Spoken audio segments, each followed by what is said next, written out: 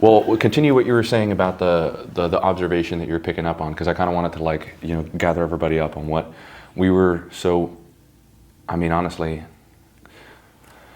how would you describe it? Just such a pleasurable conversation, just so super stimulating in every way. You were talking a lot about the Adam and Eve story and Jordan Peterson's take on it. I know it's been a huge inspiration for you, but what you were talking about a little bit prior were some of the things I wanted to get into with you today. Because I think you are starting to develop an understanding for it, which is the deterioration of what exactly a man is, and really removing that from the equation of humanity and how that creates like a further distortion of what that interpretation is. And today I just kind of want to set it off with you because we're just going to be having a conversation, which was the conversations of insecurities, vulnerabilities, and of course, men and women. So continue what you were saying. I was really enjoying it. Biblical Adam as the primordial incel. Adam responding. Such a Jordan Peterson wordage too, you know. The primordial incel. Okay. Jungian too. Jungian, he says that? So the term incel is actually a little more psychologically advanced than we make it. Oh yeah. I mean, archetype, that's talking about these primordial characters within our psyche, right? Within this collective unconscious. Adam, the incel is not his essential character, but it's his response, his sinful response after the fall, after Eve's sin of pride, after Eve's compassion, maternal compassion, which should be extended to things within the garden, is instead overextended into the snake, which is bad enough. Adam follows along.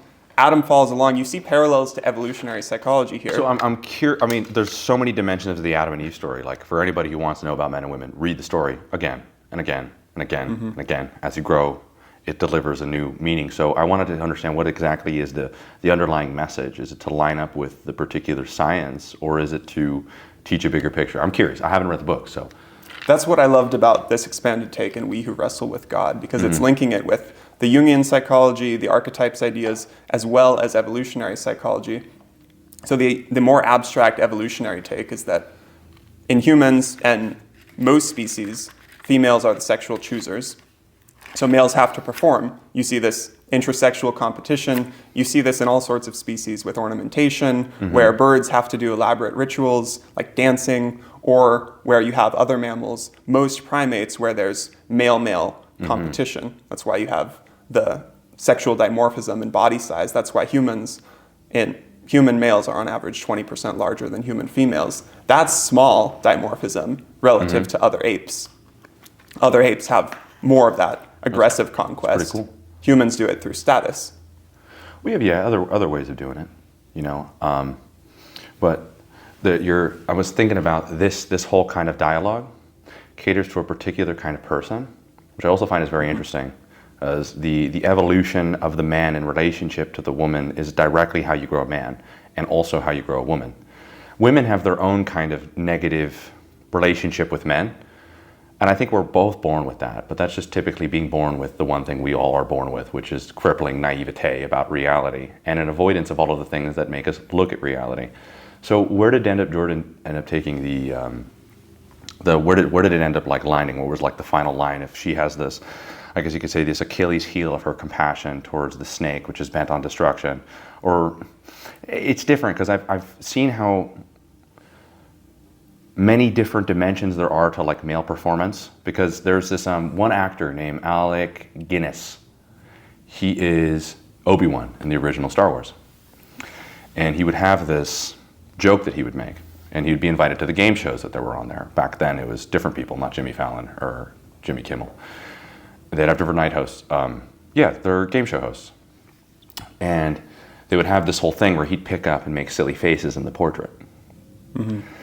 And at first they'd be really goofy faces and the crowd would laugh. Because of course he's Alec Guinness, he's like super sophisticated. And then next game show he gets invited to, he makes a silly face, the crowd loses their mind. After that, not such a silly face. Until eventually later in his life he does the same thing and he doesn't make a face at all. And everybody loses control of laughter. I feel that's very true for the development of a man. The performance is crucial because it's trying to send a signal of something deeper. But a lot of the time, if there is no internal reflection for the man at a certain point to when he does progress, maybe the peacocking or the pickup or the approaches or the social dominance, right? Or even the presentation of a higher status, they no longer really develop into the man that they want to be. And that's kind of what we're seeing right now, which is, and I would even say just not even underlying survival mechanisms. I would say that there's a lack of vision in relationship to what a man can be, that the ceiling is so damn small. And fuck, man, that's where men die. It's like, oh, this is it. You said those words, it's game over. You see echoes of this from Genesis 1.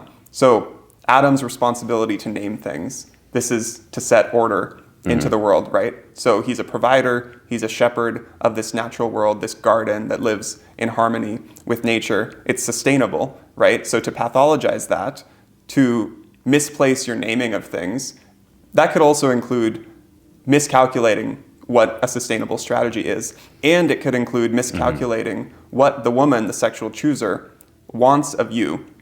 So the argument is Eve's sin of pride is overextending her natural compassion.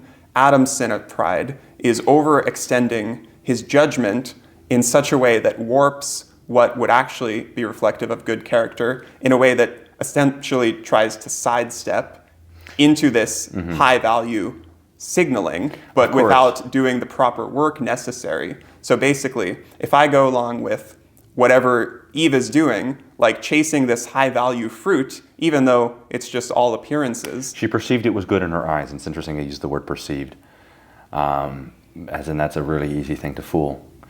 You know, I really love this story because it is the foundation by which men and women interact with each other. Continue on. The cherry on top for me is after both of them are called out by God for their sin, the primordial incel part, Adam blames Eve. Now, I don't think he's partially directly blaming her that she coerced him for the fruit, but I think he's also blaming Eve as this feminine archetype, what he has in his mind of what he believes that women want. Yeah, of course. So he's projecting that onto them. And you see this with the actual incel types because they have a sense of women want the nice guy. They do their best to play out that nice guy role in a way that actually just subdues their own masculinity and subverts their own aims. They reject their own masculinity in favor of this artificial persona, what they think people want. And then you get a lose-lose because the understanding of the persona that the world wants of you is probably flawed. And it's inauthentic. So even if it works, then they're not loving you. They're loving this artificial shield on top of you. Well, this is really incredible. So a lot of my work has recently been revolving around a few things. A vulnerability for both men and women. The Adam and Eve story is a constant reminder of your vulnerabilities. What I really like about Adam is that there's this conclusive rationale that he has, right? Which is, I named all the creatures, so I'm right about this too. And there's something, you talk about the pride being the fall. And it's also very true for women, which is, of course, they're going to go for the forbidden fruit, meaning like access beyond your own comprehension that will cost you all of reality.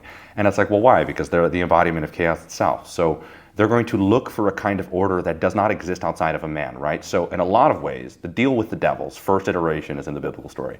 And what I mean a deal with the devil is giving you something that implies, based off of your own insecurities because of what you haven't faced, which is the feminine naivete, which is in relationship to, guess what? The best guy you got is Adam. You're going to have to work with that. There's no becoming God. That's the reality, right? Isn't that the fucking thing that we're all exposed to? And for men, it's like, you're going to really have to grow up and realize that you're going to have to protect her from her own vices. You know, men really don't like to see that in women, right? It's the part of her that is quite literally self-destructive. How do you reconcile that versus not wanting to essentially parent your partner in a way that's unsexy, prevent them from their own vices, protect them from their own vices, versus, well, now you're controlling them. You don't trust them. No, I love that one, yeah.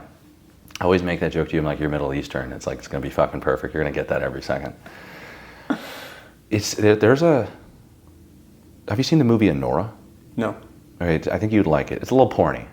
And that's when I'm usually like, okay, I get it. That's too much nudity for me.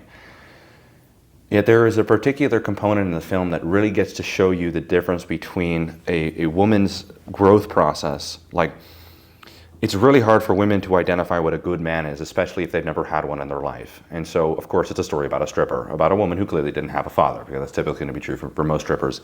And the guy she falls in love with is this escort. She's the escort to this multi-billionaire's son.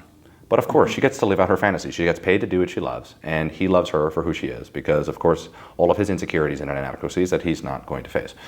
And so what ends up happening is the whole story goes to show that she's in this delusional state with this guy that she thinks she loves. She'll even say things like, "Get out of our home," because clearly this guy is coming with what you call, his parents are like a multi-billion-dollar, they have a multi-billion-dollar industry, and they've neglected the child the whole time, so the child's never really grown up. So really what you're looking at is a man who's been neglected, but given all of the resources and vices. A girl who was never given the resources and vices, but was also neglected, right? And it's like, well, they're perfect. But then again, you have to watch the film, and really what you begin to watch is clearly this guy couldn't give her an ounce of protection. He wasn't even real. None of the things that he had was true about him. Nothing. Everything that he took was from other people. And it's like, this is the kind of biblical quote of, there was evil in man's heart ever since his youth, right? It's really kind of talking about the lack of consciousness in relationship to human nature by default will become evil in its youth, like children that are neglected. Immaturity is one of the most destructive things. Like you see that in a relationship, like I don't want to have to parent you. It's like, well, that's exactly the problem. It's like when people neglect their own human characteristics, you begin parenting them. But then you realize, wait, where were your parents? And you're like, nowhere to be found because it's the 21st century. And so there was something really beautiful in the film where eventually she begins to grow up, to realize that this guy couldn't give her even an ounce, not even a no. Not even a no, don't do that to you. And of course there was this bodyguard that was kind of following the whole situation the whole time, and they had a connection. But the film ends with one of the most powerful points, which is she wants to go ahead and continue her, like, I'm a sexy girl thing, I can get the guy that I want. And she starts to do it with him.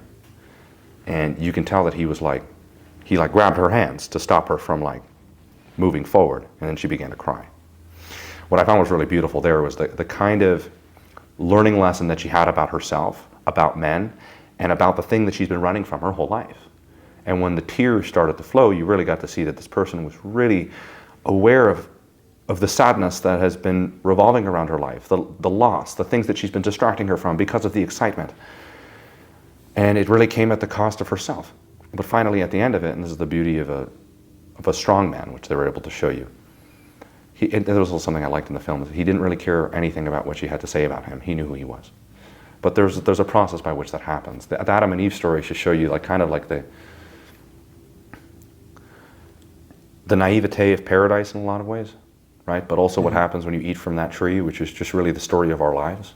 I do believe we can resort to the garden, but not through trying to just skip all the steps, but you have to reverse engineer the spiral of your self-consciousness, because that goes into so many areas, and then it manifests itself into particular behaviors, like controlling tendencies, for example. Unfaced insecurities, but then people can weaponize that against you, right? But that's not the point. You can't really weaponize something. If you know something's right, it could be right and you could be insecure. And I tell that to men all the time. That's not her. She doesn't get to call that out.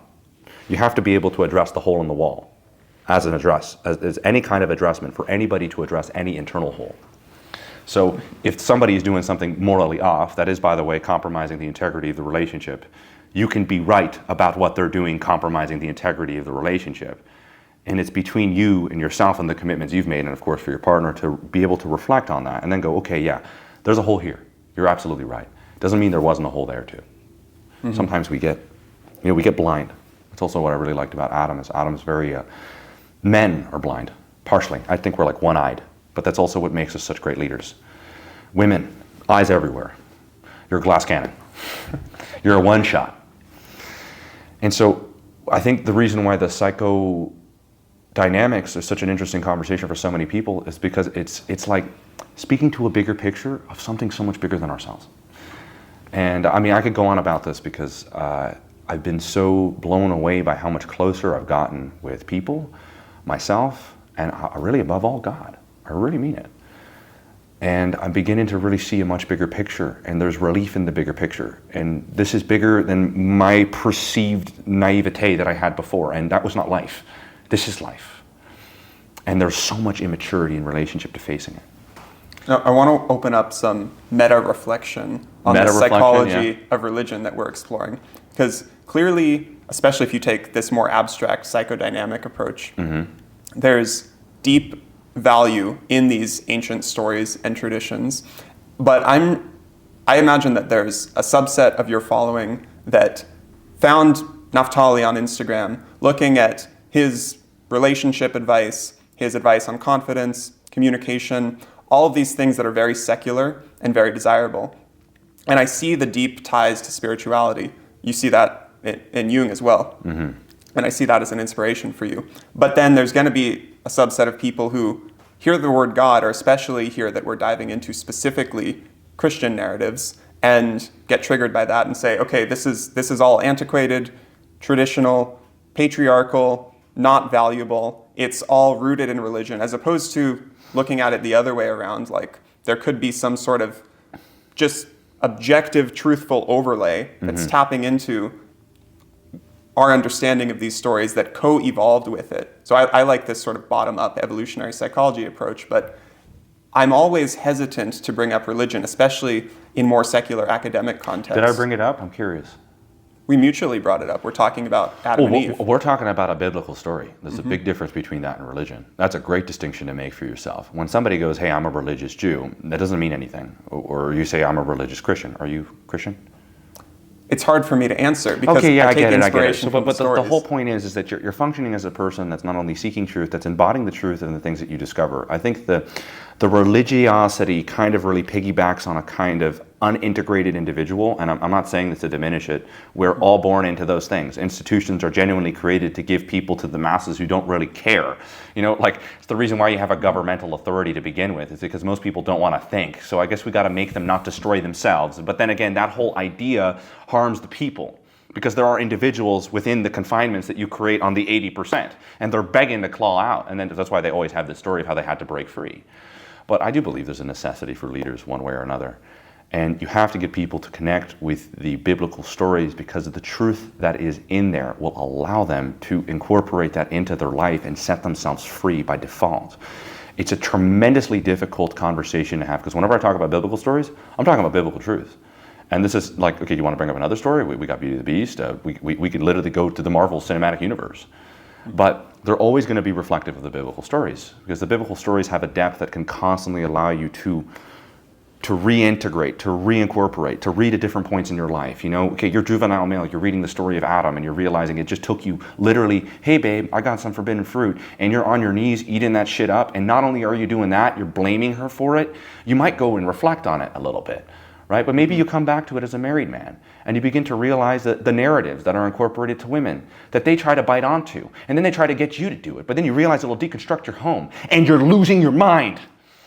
And you're like, you're blind, you're like, babe, what is it? What's going on? But then, you know, you've read the story, and then you realize, you know, no, there's a snake in my garden, right? And there's another way to apply the story. And then, of course, you know, you could apply the story in relationship to every individual in God, which is, we love the devil's deal, but it comes at the cost of our progress, because the devil hates progress, loves perfection. So you can come back and read those stories as much as you want. And this is typically a disconnect of a society. And I know it sounds interesting. That is genuinely disconnected from humanity itself. And that's going to be a sexual conversation in the truest sense. The conversation of emotions for women and men, I know women think they're more emotionally available. They're not. Sorry to break it to you. You're just as emotionally unavailable as the men that you're with. You're what you call emotionally performative, dramatic. It's not the same. It's like men who think they're stoic. You're not stoic, you're just repressed. So these components, though, of the emotional component is such a terrifying idea to authority, to individuals even, to people in social environments, because it creates clearly something that separates you. And I mean, there's nothing that terrifies every single one of us than being separate from a group. The group is a comforting but also devouring force. It comes at the cost of your individuality, by definition. And of course, if you're looking for that kind of individuality, it comes at the cost of the group. And you know, Jung speaks about it. And really, what I was getting to with what I'm trying to express from my heart here is the importance of having a deeper connection to reality will allow you to connect much deeper to the stories. But it's so easy to distort people's relationship with reality, because now that's becoming a little more wishy-washy, because most people won't even investigate the reality in them. Like what you are as a human being is a question to ask. You don't get the luxury to sit down and ask that question unless you've really made it your life's purpose to, by the way. That's not, the idea of purpose is irrelevant. And so when people talk about religiosity, I understand this too. Of course it's the biggest turnoff. It's the beginning of you having to accept an ideology that completely compromises who you are as an individual. That's not how the truth works. The truth is inviting. It's the exact opposition we need in order to bring that out in ourselves, to realize why we were drawn to it to begin with. So this is not a religious conversation, and I believe it to be one that is a divine one, and that's a component that people can start to interact with themselves, which is, I promise you, you're much more than you. You're connected to something far bigger. But that's also challenging too, because you'd stand out from the crowd. You read any Dostoevsky? Crime and Punishment? Brothers Karamazov, there's a short story within it called The Grand Inquisitor. So Dostoevsky imagines that Jesus comes back during the Spanish Inquisition while you have church-dominating state, and while there's all these antiquated ideas of you can essentially buy your way into heaven. And Christ comes to this Spanish inquisitor and essentially says, I'm here to save people again. And he goes off on this rant towards God, really, and says, you know what? Things were better off before you got here. This duty to bear your cross is far too much for humanity to bear. People don't want that. People are sheep that want to be led. I really like that by term, the bear church. your cross, is something I've really found was so powerful, and it's like, bear the responsibility of your life and the accumulation of what that cross represents. And bear it, walk with it. And why has thou art forsaken me? The struggle between the two to realize like he hasn't, right? But it's still, that's the human there. There's beauty in that. So continue what you're saying. So in the story, and maybe in reality, the church has taken up this role almost as the overbearing mother, like the pathology that Freud alluded to, where compassion is a virtue up to a point, but overbearing compassion to the point that you deny the individuality of your child or even of humanity as a whole. Yeah, it's called tyranny. Right. So tyranny of church rather than tyranny of state in this case, but under a compassionate guise of, look, bearing your cross, speaking truth to the world, all of this difficult work and vulnerability and self-analysis is too much, so the Inquisitor says, for the average person to do. It's too much that God is demanding of people. People would frankly rather pay their tithe, do their weekly confessions, and just be told they get into heaven, even if it's all what Freud would say, religion is essentially death anxiety. It's like this childish fantasy. Now, religion in this organized tyrannical sense that's actually preventing you from contact with that divinity that we're talking about here. Well, that's so interesting that Jung's father was a pastor. And he was a very, very religious pastor. And you could tell that Jung was like eye-rolling to that, but he is a very religious individual, right? In the truest sense, that I think the words, the negative associations that we have to the words, we're religious beings, we're humans, that's what we do. We find something, we take it, however insignificant it may be, and we raise it up to the transcended archetype of what it represents. It's just in the image of God, right? And we get to experience that just through perhaps a little ritual. We do it all the time. I don't care which way you cut it. The dangers of people speaking the gospel, The Pharisees. I didn't want to get so much into the history of it more than the understanding of human nature. And, there's something I've been recently interacting with, and it's been my dreams. My dreams have progressed significantly to the point that I could actually incorporate them into my lectures. Red book. Well, it popped up in the right time. I've written about 12 journals. You see those, like half that library is my journals.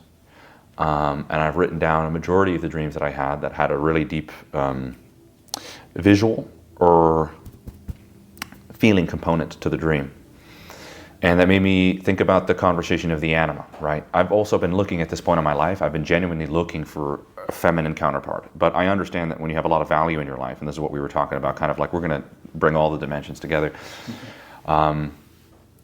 that, you have a guy looking for status and power. He gets the status and power, and then he has to integrate the emotional component and break the projection of the status and power in order to really have a connection to where he's loved and supported for who he is, which is, like, by the way, really important, because men could develop themselves to a point to where they are enough, what you call objectively, in terms of what a societal net positive, but they do not have that relationship with themselves, and it will never be mirrored in the relationships. And by the way, every man knows this.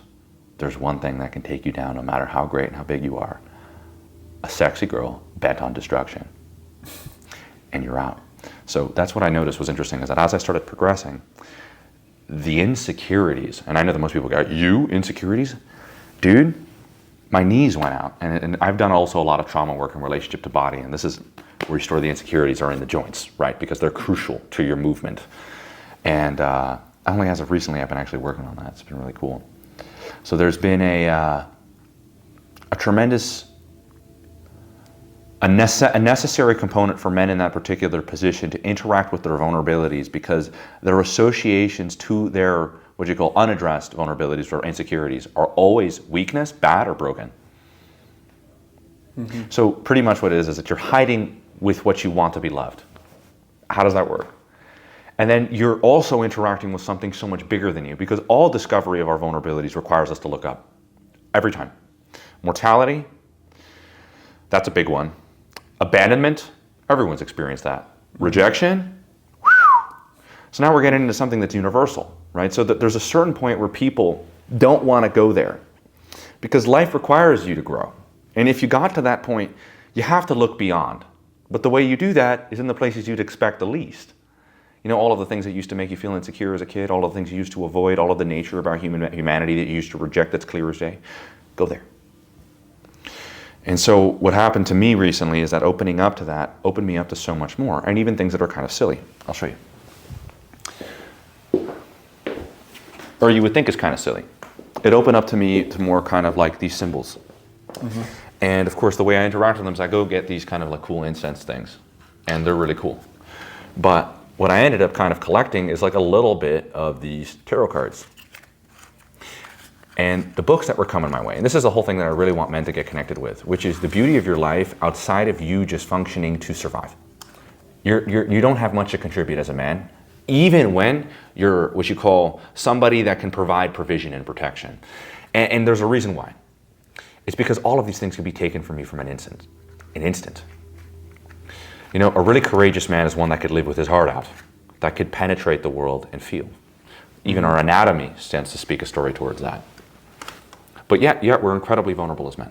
And we absolutely hate the fact that women remind us of those vulnerabilities. And we become progressively worse with women the more we deny those vulnerabilities.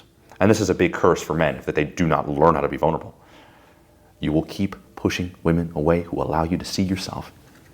That's what you want, it's what you need, it's what your soul needs. It needs a mirror, and it needs a big one, and it needs one to show you where you can grow. Not because those things fundamentally can't be loved. The union wouldn't exist. No, the point is that the love is the manifestation of it in its truest sense, but also the acceptance of it as it is. Insane. So it's an inevitable transformation. So what I often realize are these are the things, right? The devil. It's all of your unfaced insecurities. They're the things that tell you can be like God. There's the tower. Oh, this one's great. The Tower of Babel, and it's a guy and a girl both jumping out of. And also towers, they're built for height, not really built for stability.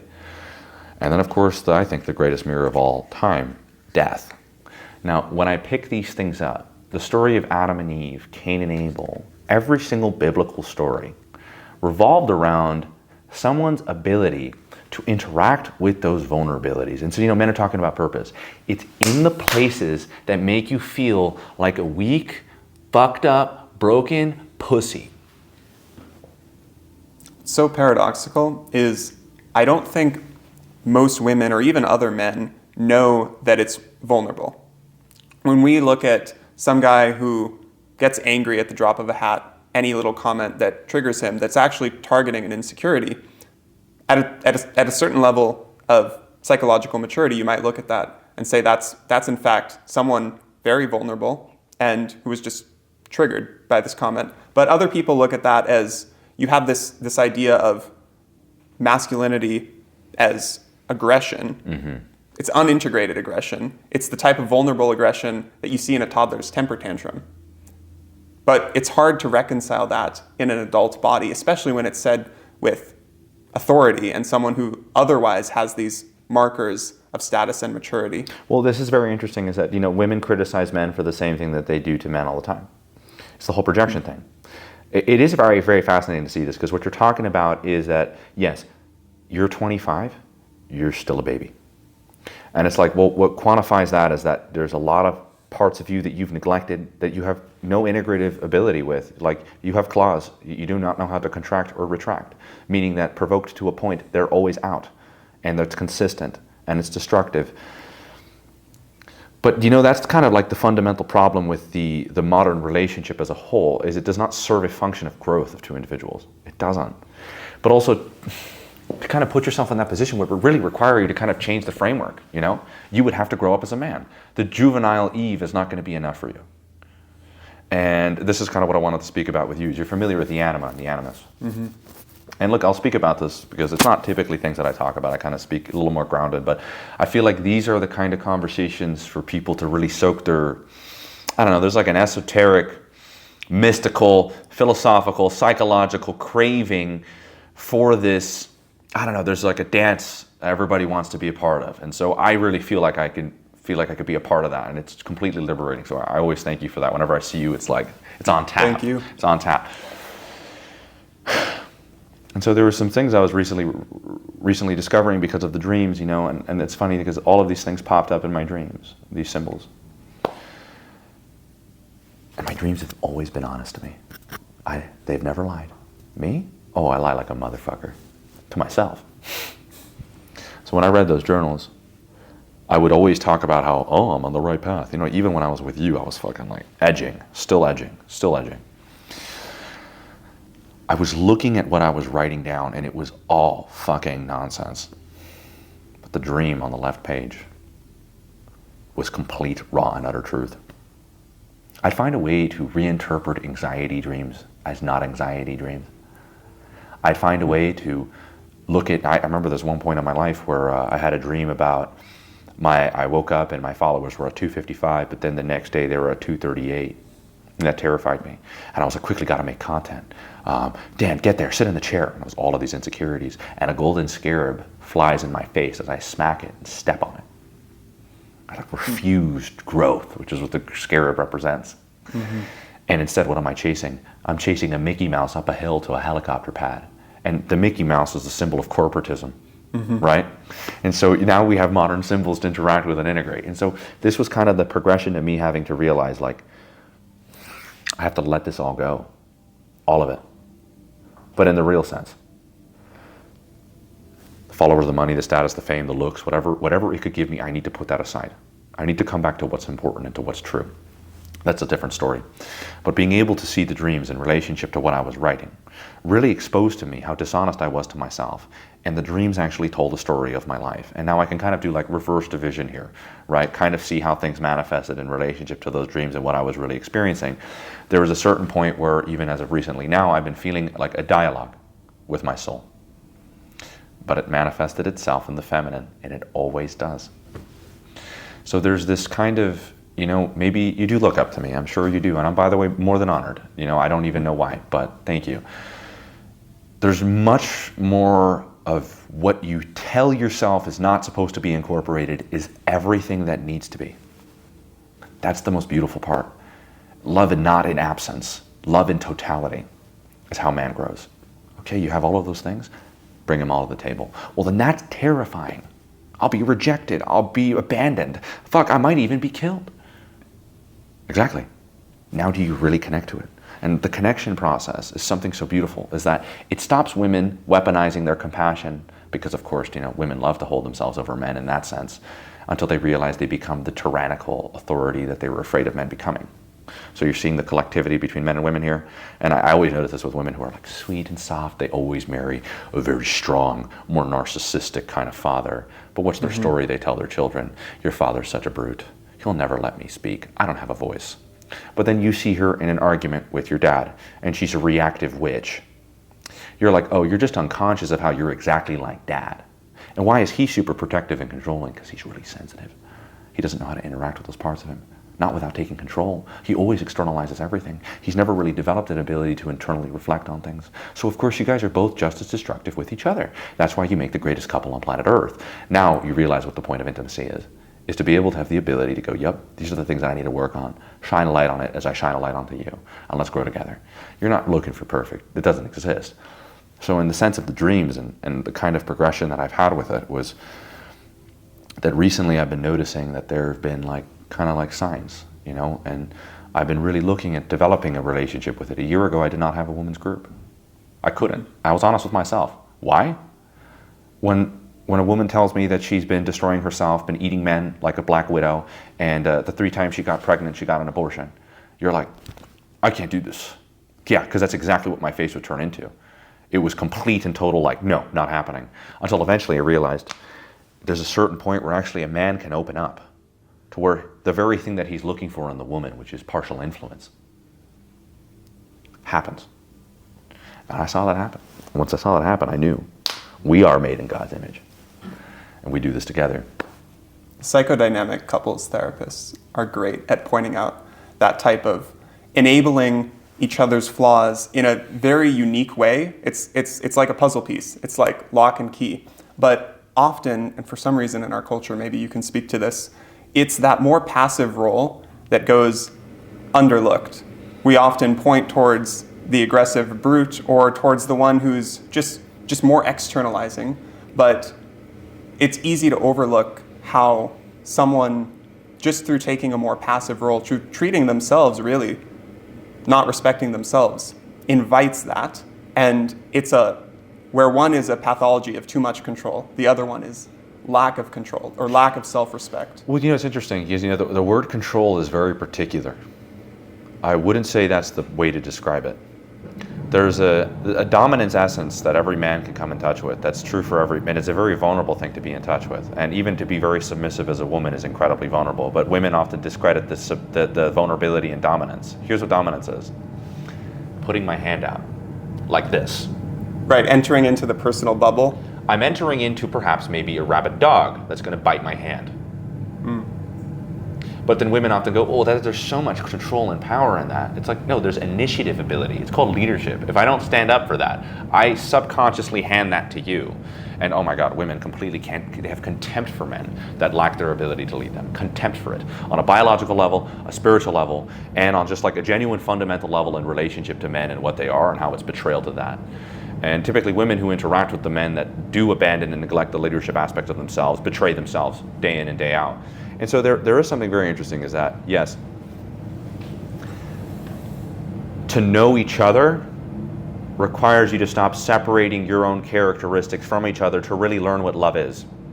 Most people's sexual impulses, their own desires, and what they're into has nothing to fucking do with love. If people were able to separate it, they'd be able to see how this is a challenge for both of you, and you're here to discover it with each other. So maybe it's not the initial explosion of what you guys have to share. That shows compatibility. But what you're going to build together is love. And so it's the interaction of the opposites that creates the love that you seek, which is why the Beauty of the Beast story really delivers it on the hammer on the head, because it shows you a process of how they learn to interact with each other. And then, of course, she says, I love you.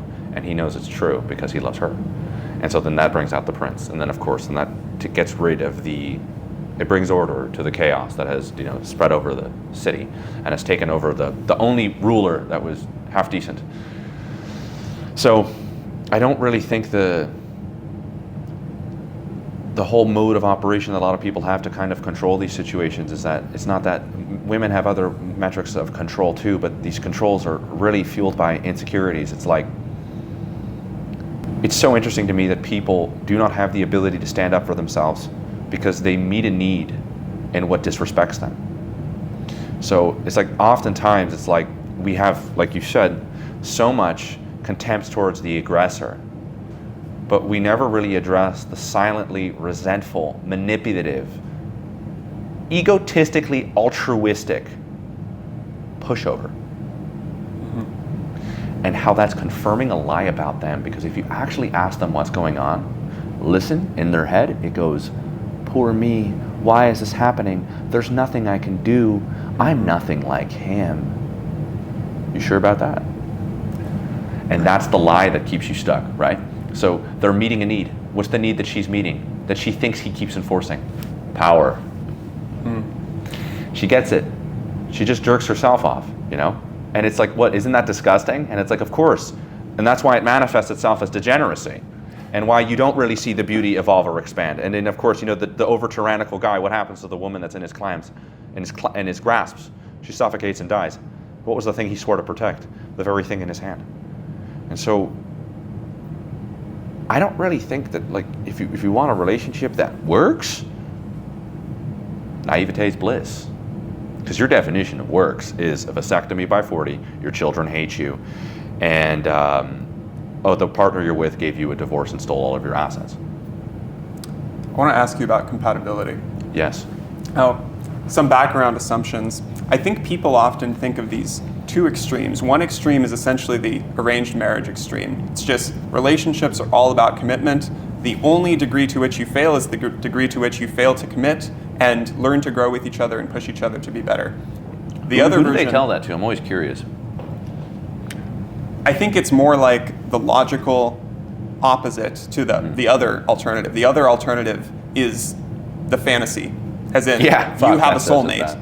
You have a soulmate, everything is perfect, you don't have to put in any work whatsoever. Most people come to realize that that's not true. You need to put in work to make a relationship work. And then that opens up this question to the former, like, is there some sort of soulmate level of you need to reach a natural compatibility threshold and then supplement it with work? Or what if all of it is work? What if there's no such thing as compatibility? There's only a such thing as how much work are you willing to put in? And frankly, yes, if you're compatible, it's going to be easier. But easier doesn't necessarily mean better. So then the interesting question that I haven't been able to let go of is when you look at a partner who's not compatible with you, well, they're not compatible with you in your current state, but the version of you that could learn to love them, wouldn't that be a more godlike version of you that could grow into that to climb that uphill battle, facing more hurdles, because loving someone compatible is difficult enough, this is what right? I wanted to push back on, right? That whole thing, if you're unaware of your own nature, is meeting a need. Even the dialogue itself of I can learn to be like God, let me go ahead and get rid of those words. I could learn to feel powerful. It's a way to suck your own dick. That's not how things work. It's because guess what? It's if you told your partner this, she'd run. She'd get a divorce, right? She'd just fucking leave. She'd break off the engagement, whatever it is. And it's like, well, yeah, of course you would. It's like telling your husband, I only fuck you because God tells me to. I don't care. God's out of the picture now, right? Well, why? Because it's like, that's not the point. That never was. You know, there's one of the most beautiful things, and it's one of the biblical commandments. It's to love your God with all of your heart, with all of your soul, and all that you possess. That's not something you need to tell yourself about. You don't need to tell yourself altruistically, I'm putting myself through this because the most godly thing I can do is learn to love the opposite and to learn to love the stranger. I'm like, whoa. Like, that's not what he meant, right? And so this is actually something interesting even in my life. I've realized that from a year to now, reflecting on being in 2025 now and then it's 2024, almost when we did our last thing, things are not quite as they seem. And what is being said really is not. It's like there's a conclusion. The need for a conclusive conviction of whether it is the arranged marriage or the meet your soulmates and law of attraction and enjoy your polyamory group sex, right? You're like, wait, what is this? They're one thing on one spectrum that are really the same thing. And there is a bigger picture that exists outside of that, and I could really go to show you it, which is both of these things function on one component, is that there needs to be some sort of fundamental rejection of human nature in order for it to survive. Survive. I didn't say thrive, to survive. And it's like, well, one component has to kind of keep fueling the fantasy. And in a lot of ways, that's the thing that stops your life from ever growing and ever building. But you have that fantasy, and that keeps you a baby. But also this, in a lot of ways, is the very thing that you get to completely show up and commit to, as you have a burning resentment towards them, until eventually, by the way, your sexual seeking systems diminish. So now there is no passion, there is no heart. And then what do you have to do? Well, you have to completely externalize those feelings to a dimension that allows you to put it in. And so what you'll create is kind of like a religious fanaticism between two parties, where now they're both these eternal strugglers bound together by God. And so now what are they meeting all of their needs through? A fantasy. So both of them are what you call underdeveloped individuals who refuse to face their humanity that allows them to actually develop a relationship with divinity or truth at all. These people are just as unaware as these people because there are needs that make people literally question whether or not they are good. And if you're not going in that direction, then you haven't asked yourself the right question, and not only are you not ready to be in a relationship, you are going to experience the byproduct of everything you did not confront then. And it will come at the cost of your children, your livelihood, your health. Because a bad relationship is a lot worse than a good relationship is great. That's perfect. I had these framed as these dualities to point out that it's the same need for power, need for control, need for, projecting a fantasy to secure all of that. That really resonates. Yeah, man. I'm beginning to realize, like, you're fucked. For reasons that aren't true. Isn't that sad? It's like you don't face your insecurities, they remain absolutes in your subconscious, and you function from those places. You know, really, I mean this, it takes a village. It takes a village. What it takes for me to be here right now, I'll tell you what it is. 1 coach, 2 coach, 3 coach, 4 coach, 4 coaches, all working on different components for me. An extraordinary, excellent father, and a wonderful, beautiful mother who are both present for me. I'm the youngest of 7 total, 6 active. And I have friends that are there when I need them. What you're looking at is this is not me. You want to know what I'd do if I didn't have that? I'd be a porn star. And I'm not joking when I say that. I always wanted to be seen. I could go ahead and meet that, have everybody see me in the most vulnerable way possible. But that's not me. I'm stuck there. I can't even represent the soul's desire, which is maybe, even through an integration of that, which is funny because, at the time of my life when I thought about what is it I wanted to do, porn star or motivational speaker. And I was raised to be Jewish, and I was too afraid of what the community would think about me, so I kind of went this route. So I took little small steps towards it. But still, I realized what was the desire to be a porn star? And it's like, to bring the two things together, and to be as naked as possible while doing it, in more ways than just without your clothes. I recently listened to an interview between Eric Weinstein, this podcaster academic, and Riley Reid, one of the world's most famous porn stars. They were talking about exactly this. They were talking about that sort of vulnerability and shame. And that's the first question. Ironically, she talks about having greater confidence than probably anyone else, precisely because she's put herself in all these vulnerable positions for millions of people to see. It's like, what is the mean internet comment gonna say? That's its own sort of fantasy and projection onto you, right? Now ask her, how do you really feel about yourself? What do you think about you, your emotions? You know what's gonna happen? You're gonna trigger a split. And that's the thing about most people, is they're unaware that they don't just exist with one component. Like, ask Riley Reid how she fucks her boyfriend, and then how she sleeps with the men on screen. She's not confident. She's just split. There's a particular person, so it happens in the movie The Substance, if you've ever seen it. It's an extraordinary film. The Portrait of Dorian Gray, if you've ever read it. Extraordinary book. One of the best written books of all time. And really it picks up into that whole thing, which is, people are portraying that I have this kind of confidence because I don't have any shame around this particular thing. No. This thing that you're presenting isn't you. There's a decrepit, shattered, broken, weak, crying girl in the shadows you bury so deep that still exists, that lingers with you everywhere you go. You start talking about that, what do you think you rattle? The thing on the front. You touch here, this rattles. And so I've had that a lot with you, because I get a lot of the boss bitches that come into my office, and I go, oh, great, wow, lawyer, top firm, wow, have 7 figures? Pfft, great, we're gonna spend it all here. And I only make that very clear to them because you're going to have to sacrifice everything you have in order to find the thing that you've lost, because you've created such a distance from who you are, because you've neglected those things, because you've rejected them, and you absolutely have contempt for them. There's a certain point where people do enter an active state of like a genuine split, like a Dr. Jekyll and Mr. Hyde. They have no awareness of the other person. Not when it's there. They create such a separation from the parts of themselves that they don't dignify, that they absolutely do feel contempt and shame for, that they begin to turn the switch off to that person. And so the movie The Substance plays in that with Demi Moore, and then Margie Wally, I think that's her name, something like that. She has an interesting name. Where she eventually realizes she gets to be this hot 21-year-old sexy dancer opposed to the 60-year-old Demi Moore. And of course, you know, the embodiment of all of her humanities in Demi Moore. She can live a life, she can be loved, she can start a family perhaps, she can maybe put behind, you know, the years of fame and actually start experiencing life.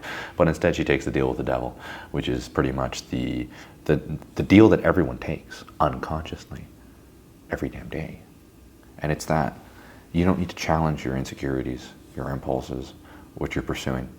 You're on the right track. Don't worry, you'll be fine. Your soulmate will be there. The money will be there. The things you seek will be there. And it's like, that doesn't seem right. But I often notice that it's really damn hard to interact with any of these ideas unless you have a foundation to really understand, you know, good and evil. It's a bigger picture. You know, you have to provide nuance to things like good and evil because, you know, aggression is not evil. Right. And then eventually you start realizing, like, we play God in our own lives with things that we don't quite understand. And that's the biggest mockery to what we are. And we suppress our superhuman gifts that the world needs. Because we're fucking hell, we're shattered. We're so shattered. You know, connection's rarer and rarer. You know, I'm sure you know what I'm talking about. You're making a big step in your life intimately with a woman you really care about.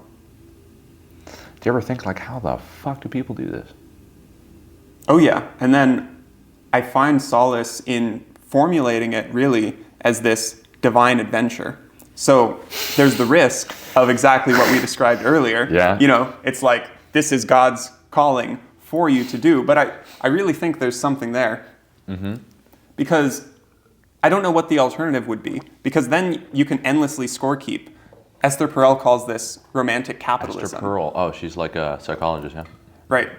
I don't trust female psychologists, by the way. She specializes in relationships. I think she's world class for this. How is hers going?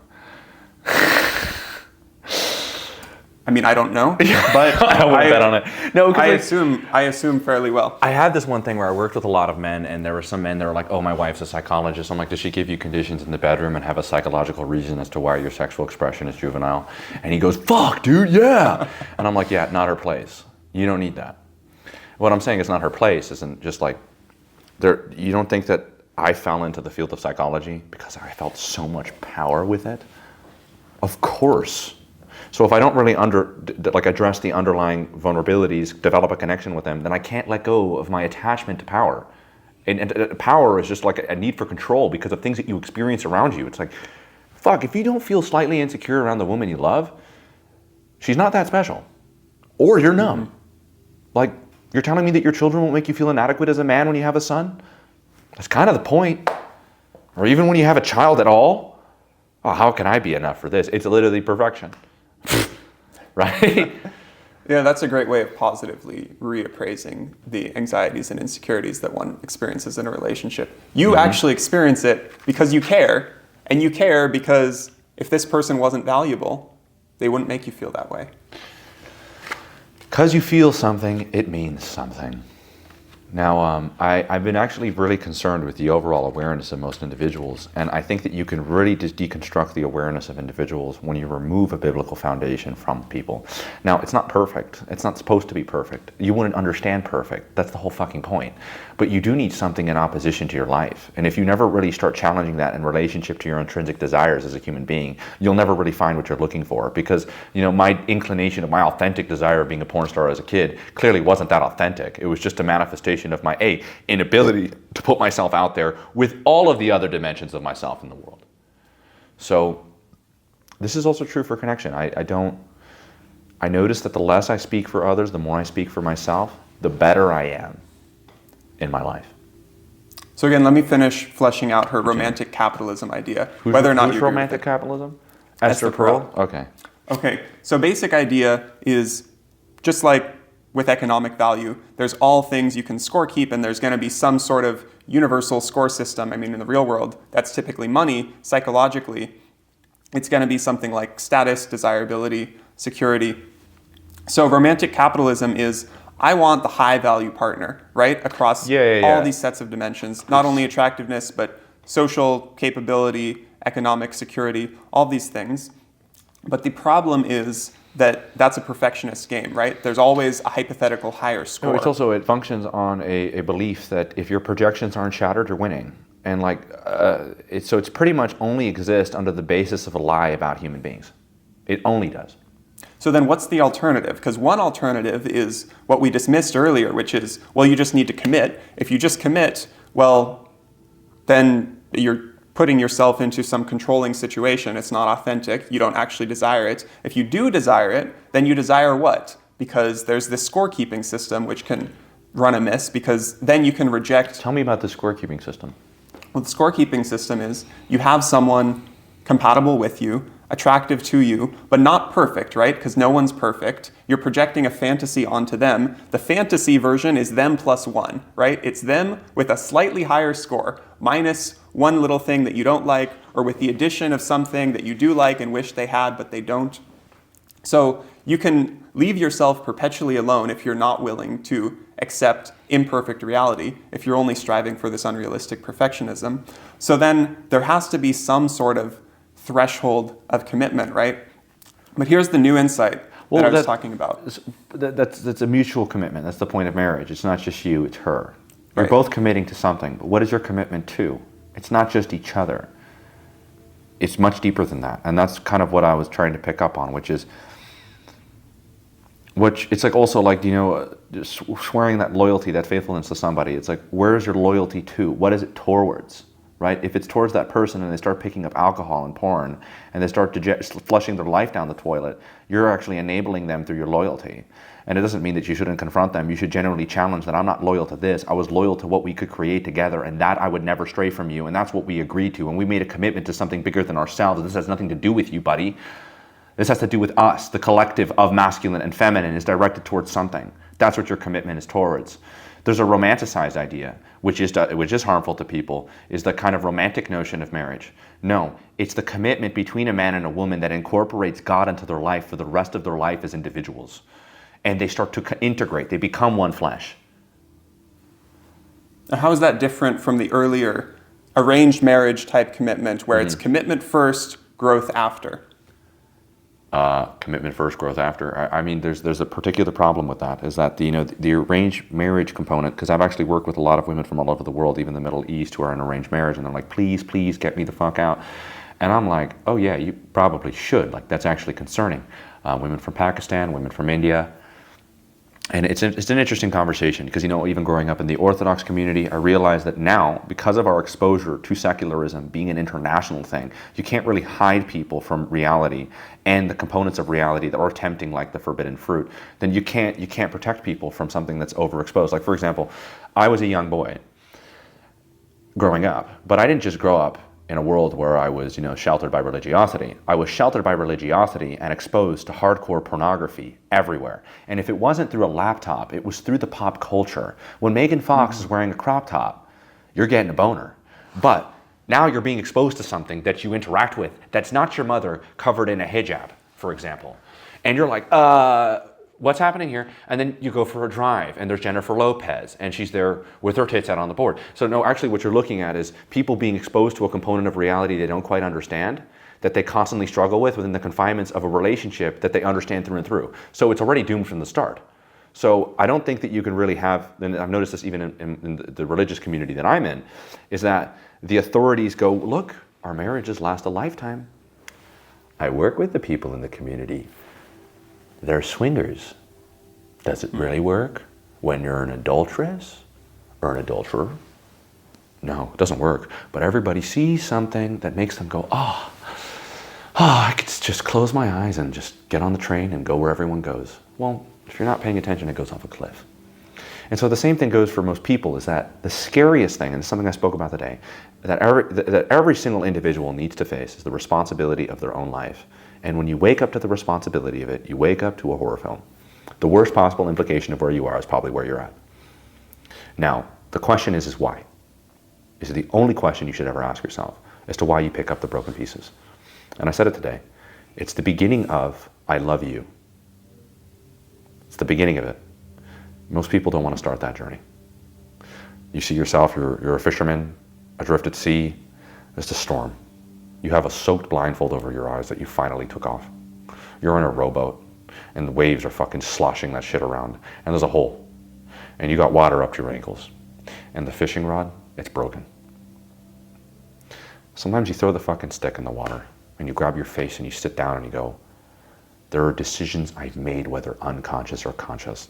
I was not ready to open my eyes, because if I really did, I wouldn't be sure if I want to save it.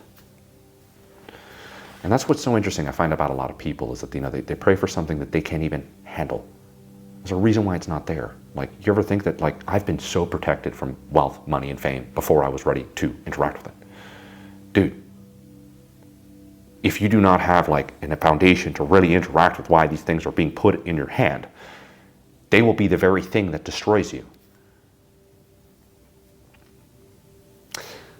So I was really inspired by what you're talking about, because I mean, these things are, they kind of like, they make you look up. You know, you look at the arranged marriage and the hyper-secular ideals, and really there's no fruit there.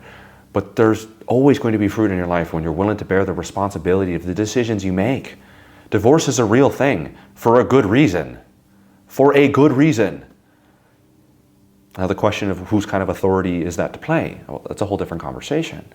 But I do believe that the emphasis on duty versus heart, not duty and heart, is the eradication of love.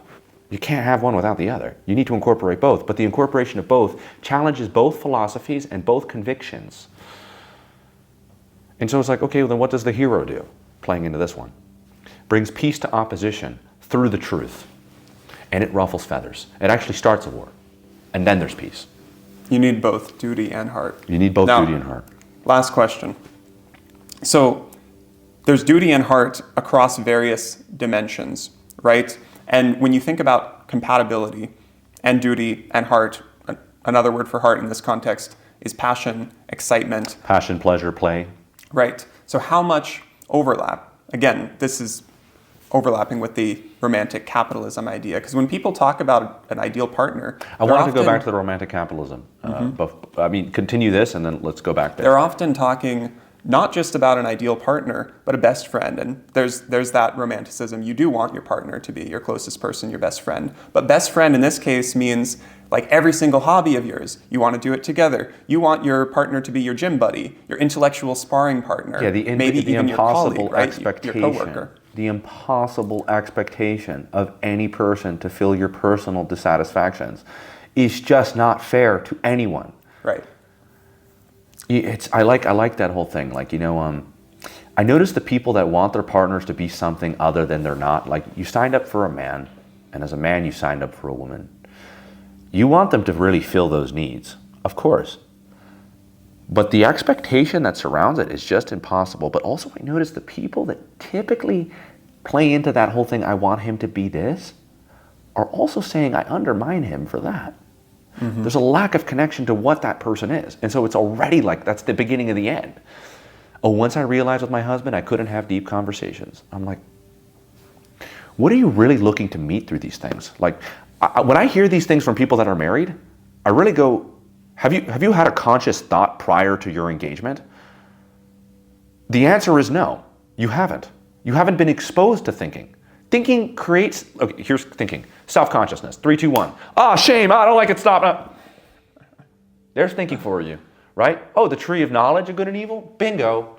Right back from the top. So I always kind of laugh at that whole thing when that's clearly not the case. I think that people need to incorporate and integrate their passion, play, and pleasure along with their purpose, vision, and I'd say that the last one that really brings people is their values.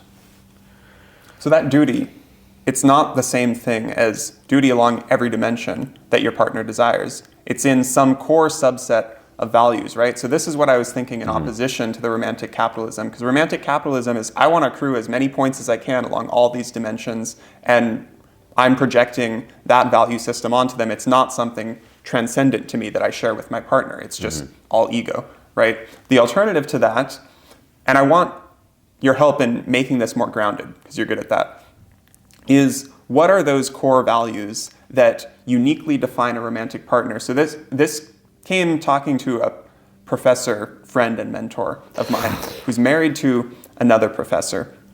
And basically, she talked about how though she and her husband have the most overlap in terms of their intellect, their work, and common interests, there's just other sorts of emotional connection that are lacking. And there's this sort of natural trade-off because you go and chase emotion, that's all excitement, and then you lack the sort of intellectual connection that you desire. So you have to balance across those. But then she said to me, but intellectual connection, you can supplement. We're podcasting buddies, right? We have Oh yeah, you could peers. also supplement sexual needs, and it's not as sexy. Well, you supplement it, but then you subvert your relationship because then you're cheating, right? You can't supplement But it. you get what I'm saying, right? Like, oh, the intellectual needs are just fine. My attention needs, I have my guy friends. They make me laugh all the time. My husband, no.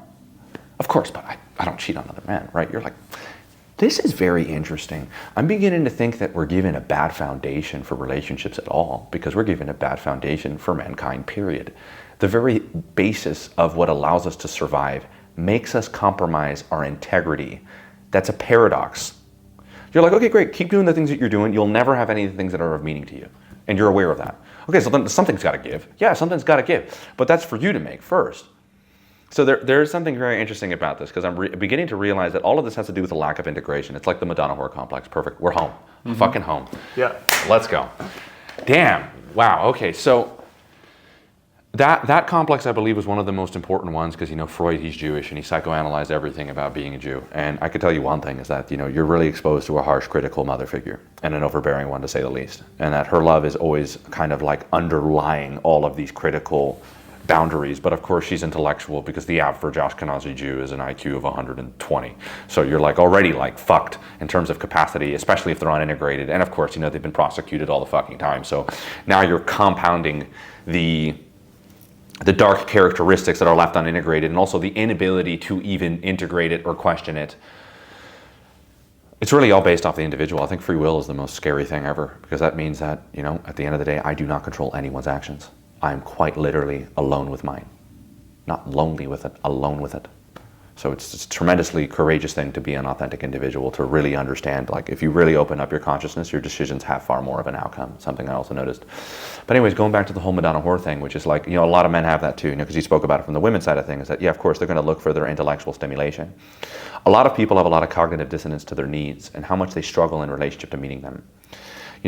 It would be an absolutely barbaric thing for me to do to just accept the arranged marriage of the cute girl in the community who wears a maxi skirt, but she doesn't know where her clit is. I'm a little worried about that because I know my behavior in relationship to sex. It's very forward, it's very playful, it's very passionate. Now, what's interesting is that you can actually find these things up in relationship to your parents. I asked my mother about my relationship with my grandpa and my grandma because I noticed that she was a rigid, cold block of ice. But my grandpa was like a sweetheart and a people person, but he had so many mistresses. And I was like, what was their sexual relationship with it like? First night of the marriage, she goes, nuh-uh, don't fuck me like those other girls. Because I'm a virgin, you fuck me like this, right? So you're kind of seeing like, but he also believed it because he kind of had the, what you call, and this is a divergence for most men, is a problem with the Virgin Mary archetype. They begin to worship it. But when they begin to worship it, they begin to reject the other archetypes that the feminine represents. And now I'll kind of tie this into the Jungian thing. Eve, biological impulse, mother of life, sex, tits, ass, use a better word. Helena, well, she's the intellectual. She's the girl that you love talking with. You have these wonderful, sexual, playful nights. You spend nights painting with her, right? She's individualized. She has her pursuits. Mary. This is the fucking, what you call the bridge to wisdom. You either do what, unfortunately, most men do, which is go, I'm ready to get married. I'm looking for a wife and a mother. And what do?